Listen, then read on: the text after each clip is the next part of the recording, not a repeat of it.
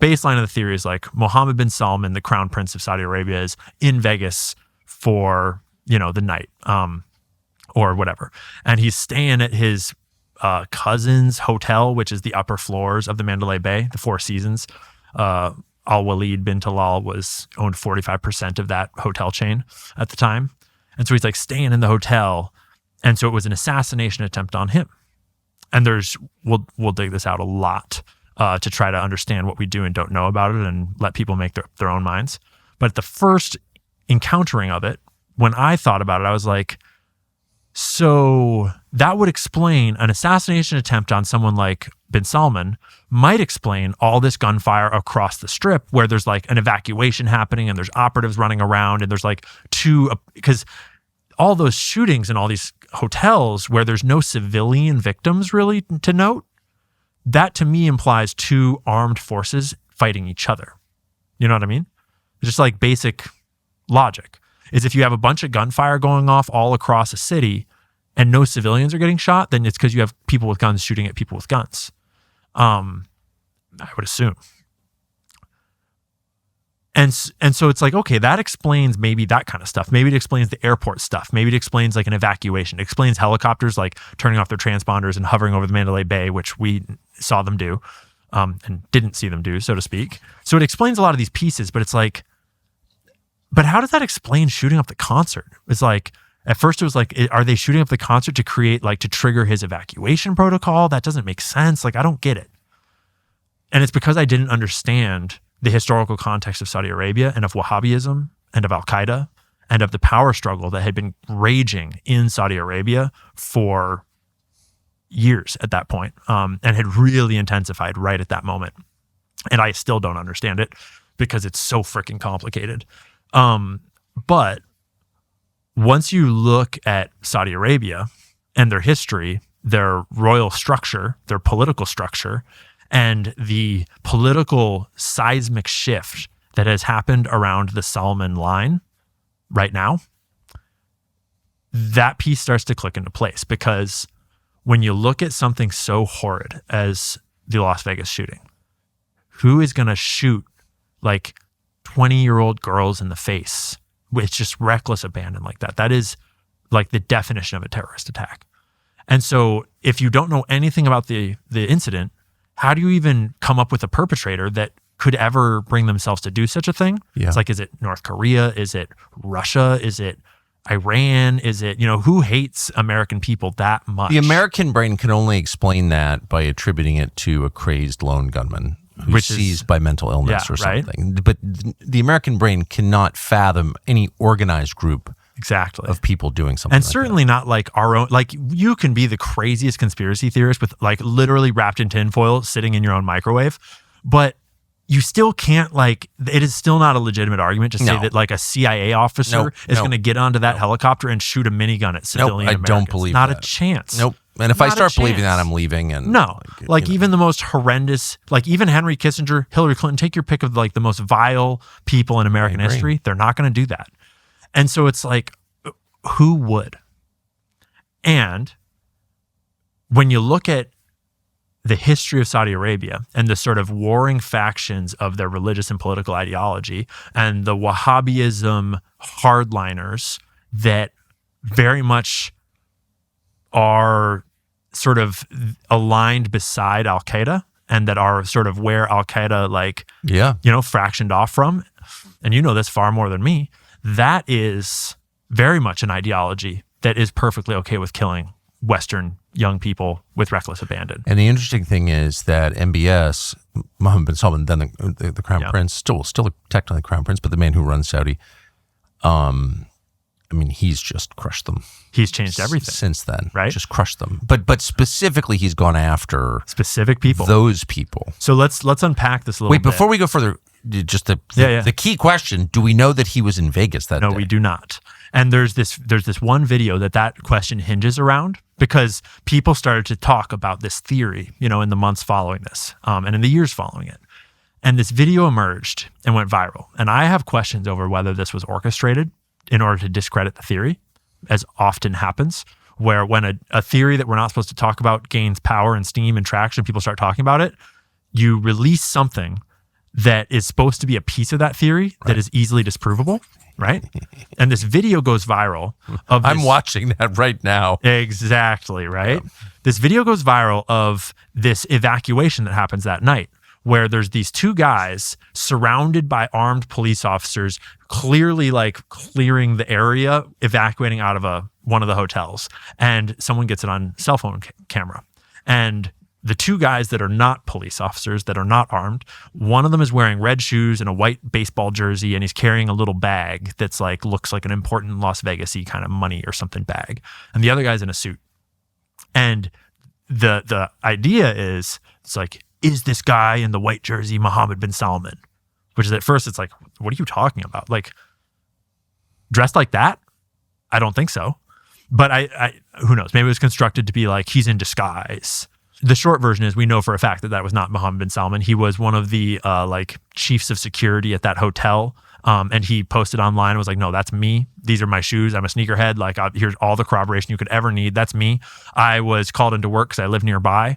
And because they had not yet cleared that building, I came in with that team as they cleared the building. And then you can see in the video, right at the end of the video, the cops keep going straight, and him and the guy in the suit, they veer off to the right towards something. And they have a little dialogue where it's like, hey, you go to the offices? And they go to their offices to start working on the crazy security situation that they're in the middle of. And so that video is not at all related. It has nothing to do with it, but it got fed into the narrative right at this critical moment, where I suspect that it was supposed to discredit this, make sort of like muddy the waters of this question of, was bin Salman in Las Vegas at that time? And I have not even begun to scratch the surface of the research that these other folks have done over years of trying to verify where he was that night. And the best that anyone has gotten, as far as I've seen, is that there's a hole in his schedule where no one knows where he was. And we know that he was other places before, and we know he was other places after, but that specific little window of time, a couple days around Las Vegas, around October 1st, 2017, no verification of where he was at all. So we do not know. So Ibn Saud, that like founded the Kingdom of Saudi Arabia, he had a bunch of sons. And it's been his sons ever since. And so the king of Saudi Arabia has been getting older and older and older, because as one has abdicated or been overtaken or whatever, it's just been like, first they were in their 30s, and now they're in their 40s, and now they're in their 60s, and now they're in their 70s. And now King Salman took off, like office. I said office because I'm American. He took the throne in his 80s, right? So the last three kings of Saudi Arabia, King Fahd, King Abdullah, and King Salman, super relevant to the current power struggle that's happening. And King Fahd was 82 to 2005. I'm no expert on religion, on Islam, on Saudi American politics, but it's not hard to figure out that King Fahd was pretty hardliner, and a lot of these guys are pretty damn hardliner. This kind of Wahhabism, this very conservative religious government that they run. And King Fahd, he oversaw a whole bunch of terrorism. And like, let's not forget that, yeah, there's a lot of things that happened on 9/11 that I don't think the official narrative accounts for, but we do know for a fact that Saudi Arabia was very involved. Like, Saudi Arabia represented, what was it, like 17, what was it? It was 17 of 19, I think, yeah. I think it was less than 17. I think it was 15 or 16 out of 19, but it was a significant number, right? So overwhelming majority, yeah. Majority, the hijackers, whatever role they really played, whatever conspiracy theory you want to be on.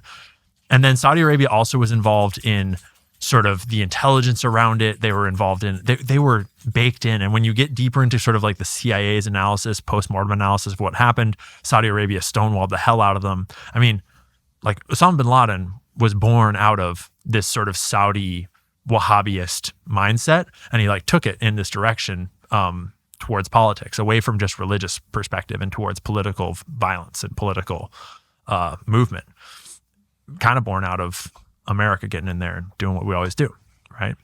And there's all sorts of depth there that I don't understand, but you don't have to understand all the depth of it to know that has an interesting relationship with that era, because whether he was, regardless of how involved he was, during that era, Osama bin Laden was creating and growing Al-Qaeda and doing whatever it is you think Al-Qaeda was involved in, not just in 9/11, but in all these other terror attacks too.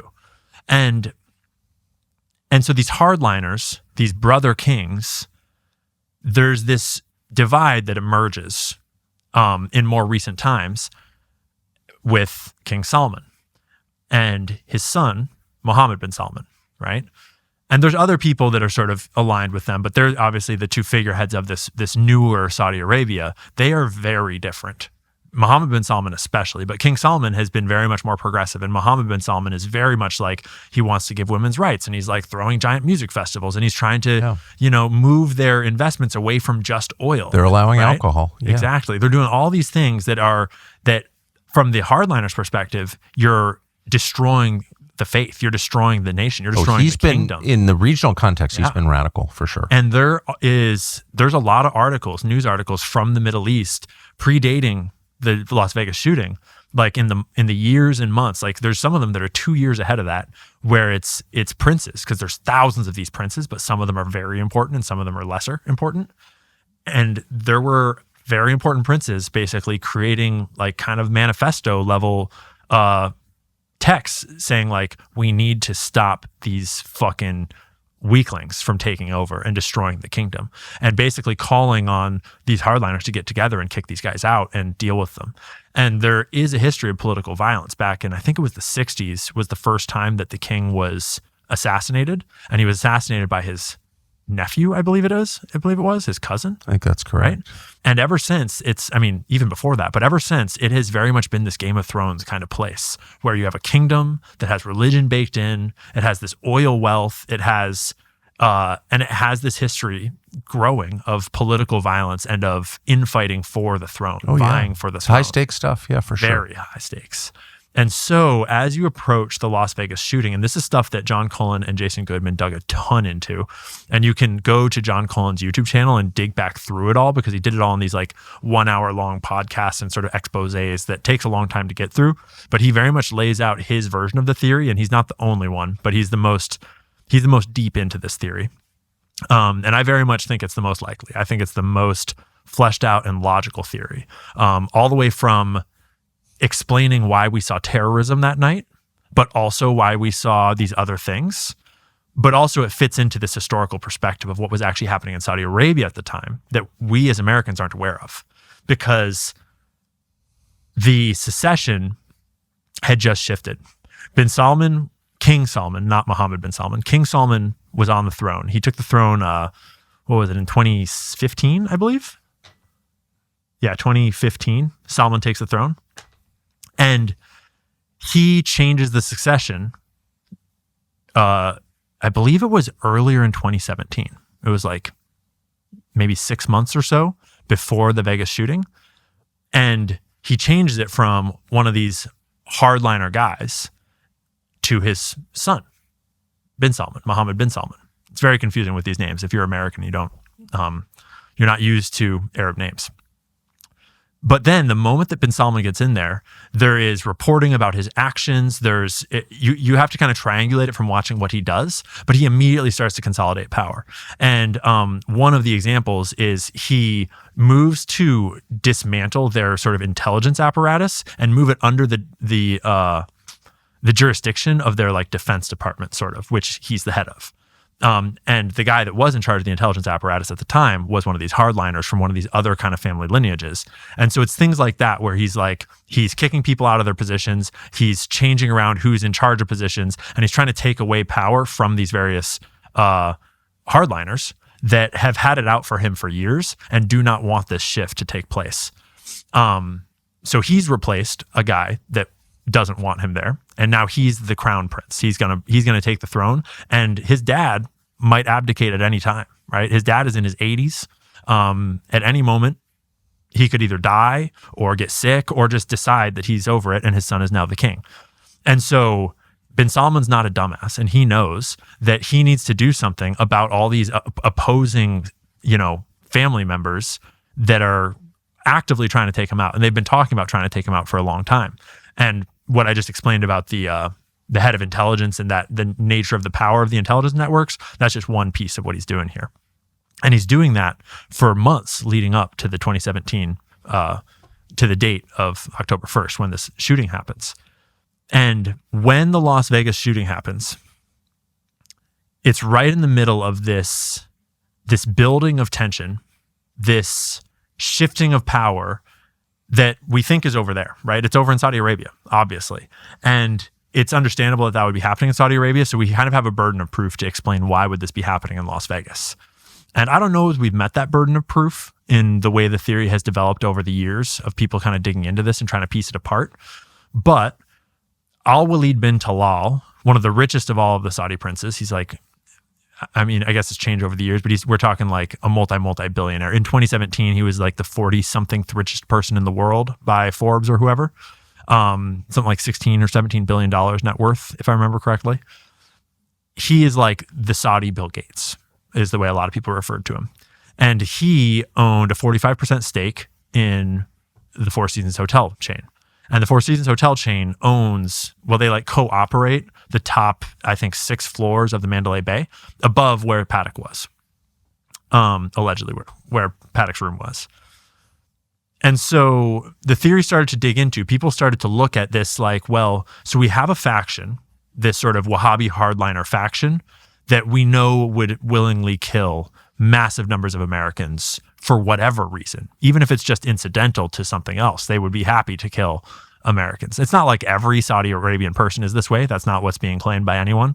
It's that there are people with legitimate terroristic ideologies in those factions. And they're very opposed to MBS. They're very opposed to MBS. To them, it's an existential threat. They need to, and they're not quiet about that. They have been talking about that for 2 years and more. And the clock is ticking because MBS's dad is going to abdicate and MBS is going to take the throne. And MBS knows this. And so in the months leading into this shooting, MBS is actually going after them. He's seizing some of their money. He's restricting their travel. He's reallocating power and consolidating power very actively and overtly. Not like we have to assume this was happening. We know that those things were happening. And so their clock is ticking and their window of power and freedom is closing because they're getting their travel restricted. They're getting their, elements of power being taken from them. And so you actually are looking at a faction that is willing to do the thing we see being done with motive to do it in the time frame that we see it done in. And then we have this window of lack of information of where was MBS at the time, and we don't know. We talked about that video that was probably just kind of misinformation fed in. We do not know if he was in Las Vegas at the time. No one has shown anything to prove that he was or wasn't. It is worth noting that his brother, his son, KBS, is KBS his son or his brother? Khalid bin Salman. He was the ambassador to America. Yeah, I think he's his younger brother. I think that's correct. Khalid bin Salman, I think is his name. He was the ambassador to the United States for Saudi Arabia, and he is very much in the same faction. So various people think that this has to do with MBS. Some people think it has to do with his brother, Khalid bin Salman, but we don't really know if they're there or not. But right after this mass shooting happens, and whatever the hell it was, bin Salman goes on this, what was called the Saudi Purge. And it includes the Night of 1,000 Swords, is this like kind of mythical night where he my understanding is that he invites all of the crown princes in for something like, it was like, what was it? They were going to unveil something, or he had this like weird event planned. Oh, it was that they were going to give citizenship to an AI robot named Sophia. It's this very bizarre little side quest where he's like, we're going to be the first nation to give citizenship to a robot, is my understanding here. And so it's like this big, like, and everybody come here and we're going to have this big party kind of thing. And then he locks them all in a hotel. And he the Ritz-Carlton, the Ritz-Carlton. And there's all this lore and legend around it that like you have to kind of sort through to figure out what really happened and what is like storytelling. But what really did happen is that over that night and then the weeks and months following, he seized billions and billions and billions of dollars of assets from all of these hardliner guys, all these guys that are aligned with these people that had been slighted, people that had been that he had sort of stepped in their places of, people that would hate him and want him dead. And it totaled up to almost $200 billion confirmed that he has seized from all these different people over the, this year or two time frame here after the shooting. A couple of them die in mysterious things like helicopter crashes. Some of them are, so for example, there's this, I guess it's a story, but it's like corroborated by a bunch of reporting and journalism. And I think it's intentionally leaked out because bin Salman wants everyone to know this story, that he takes Al-Walid bin Talal, the guy that owns the Four Seasons Hotel, the richest of all of these hardliner princes that is against him, and he strings him up by his feet. And he actually gets Blackwater guys, apparently, military contractors from Blackwater, American military contractors over there, and they torture him. They hang him up by his feet and they torture him for who knows how long, maybe days, beating him and all this stuff and humiliating him. And we don't really know what comes of it, but his assets are stripped. He's basically, his power is neutered, and that's done to a number of people, but there's a lot of lore around what was done to bin Talal. And there's a lot of theorizing by American journalists around this Las Vegas shooting that bin Talal might have been sort of the big money and sort of the big guy behind a big element of the planning of this thing. Because the theory starts to be maybe it was an assassination attempt on bin Salman or his brother. We don't know for sure, but what we do know is there was an assassination attempt later that year. I think it was in or I guess it would have been the next year. It was in June of 2018, I believe. And it was at the palace in Riyadh. And there's video footage of it. And once again, it's like one of these moments where actually it's like automatic gunfire going off and like kind of like, I don't know if there's explosions, but it's like, bah, bah, bah, bah, bah. And they stormed the palace and tried to kill Mohammed bin Salman. And actually it's pretty well speculated that he actually got shot at some point in that assassination attempt, because he disappeared from the public eye for like 8 weeks or 12 weeks or something like that. And so you start to put these pieces of this puzzle together, just the contextual stuff around it, where we don't know for sure that he was there that night. And we don't really have evidence of anything super concrete Saudi there until we talk about the helicopters. But we do have context for this war over immense power and wealth. And we do have context for why they might be there in this hotel, this location. We do have context for there are assassination attempts happening on his life, obviously by those factions. And then a year to the day, almost to the hour maybe, after the Las Vegas shooting happens, Jamal Khashoggi gets chopped up into little pieces over in the embassy. That was a year to the day? To the day. Right? Was it in 2018 or was it after that? Was it 2019 or 2020? I don't recall. I think it was around 2018. I think it was 18. And what I'm remembering is specifically John Cullen's reporting on this, because this is one of the things that he zeroed in on, that people then were like, whoa. Because when you account for the time zone difference from where he was in Turkey, I think it was? It was in Istanbul. In Istanbul, right? And when you account for the time difference, it's like pretty damn close to actually, because he got chopped up, I believe it was on October 2nd. But when you account for the time difference, it was actually the night of October 1st, the exact anniversary of this shooting, this possible assassination attempt. It's like, okay, well, what does Jamal Khashoggi have to do with this? Well, the Khashoggi family is this deep power family in Saudi Arabia. Adnan Khashoggi famously was one of the world's most powerful arms traffickers that did business with Jeffrey Epstein and sold Trump his boat and all these things. But they were tied in much more significantly politically than that. And Jamal specifically, before he was a journalist, working for the Washington Post, he was actually working for the head of Saudi intelligence, I guess doing journalism for him, right?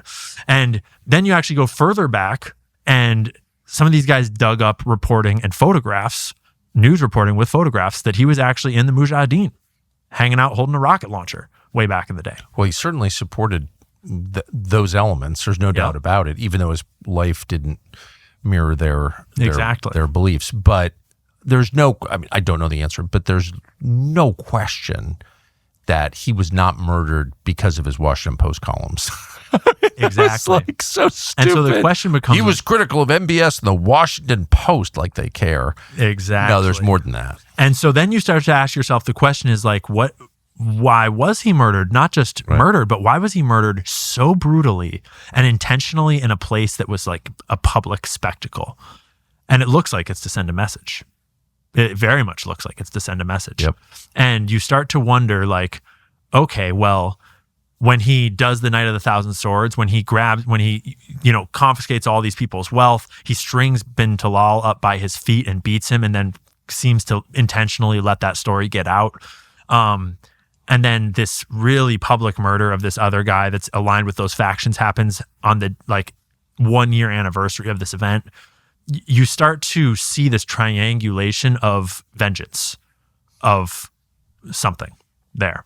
And this is obviously speculation to connect all of these things, but this context matters because, again, 60 people were murdered, and there is an explanation. And it's obviously not the mainstream narrative, but then you have to explain, how did 60 people die and why? And there's a reason for everything. Even if it's an asteroid, just boom, random collision, there's still an explanation for why it happened.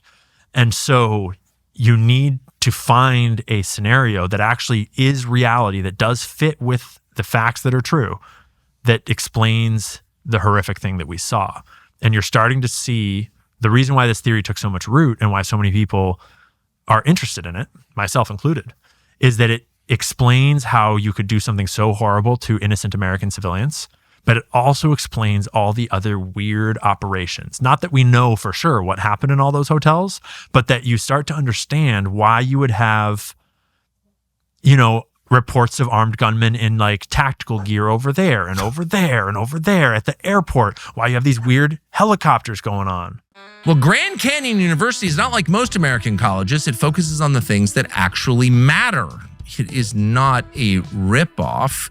It is the real thing. It's private, affordable, Christian university located in the heart of Phoenix, one of the largest universities in the country, actually. At Grand Canyon University, education is more than academics. It is about opportunity, the chance for every student to live out the right to life, liberty, and the pursuit of happiness. Rights are not given by the government.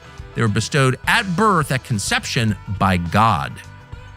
That's just a fact. And Grand Canyon University is not going to lie to your kids and claim otherwise. It tells the truth. So you're thinking a quality education is rare, so this probably costs a fortune. Colleges constantly jack up their costs. They probably do the same. Well, they don't, actually.